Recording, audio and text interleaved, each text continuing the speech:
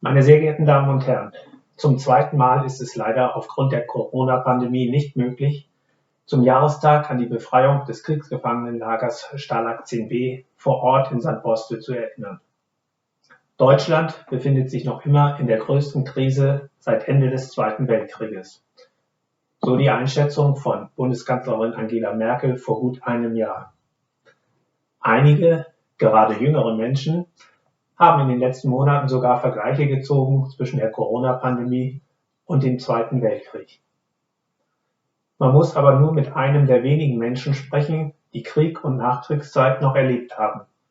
Dann wird schnell klar, dass ein solcher Vergleich sich verbietet. Wir tun deshalb gut daran, die Erinnerung wachzuhalten an das unsägliche Leid, das das nationalsozialistische Unrechtsregime mit dem Zweiten Weltkrieg über die Völker Europas gebracht hat.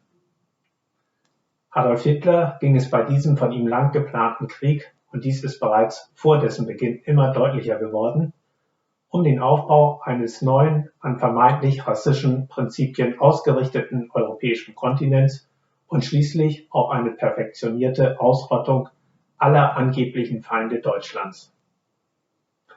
Viele Deutsche haben sich damals mitschuldig gemacht, sodass unser Land seit dieser Zeit mit einer schweren historischen Hypothek belastet ist.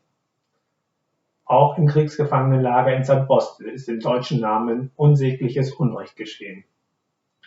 Meine Damen und Herren, am 21. Juni ist der 80. Jahrestag des Überfalls deutscher Truppen auf die Sowjetunion.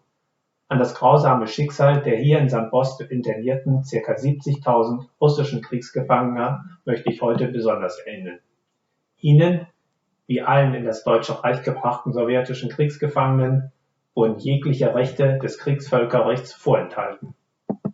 Nach nationalsozialistischer Weltanschauung waren sie Untermenschen. Die Behandlung, insbesondere auch die Ernährung, war deshalb noch viel schlechter als bei den anderen Kriegsgefangenen der Fall war.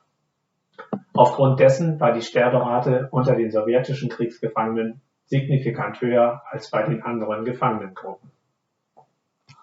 Die Würde der Opfer verlangt, dass wir sie nicht vergessen, so der Bundespräsident Frank-Walter Steinmeier in Bezug auf die sowjetischen Kriegsgefangenen am 11. April beim 76. Jahrestag der Befreiung des KZs Buchenwald.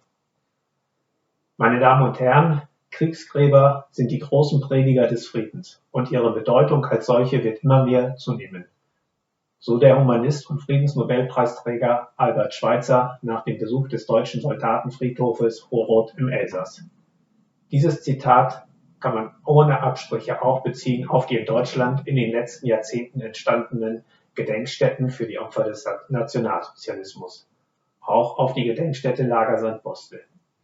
Hier wird das menschliche Leid im Krieg greifbar und damit gerade für jüngere Leute aus unserer Elbe-Weser-Region begreifbar. Die Arbeit der Stiftung Sandbostel bleibt deshalb eine wichtige Aufgabe, die wir alle unterstützen sollten.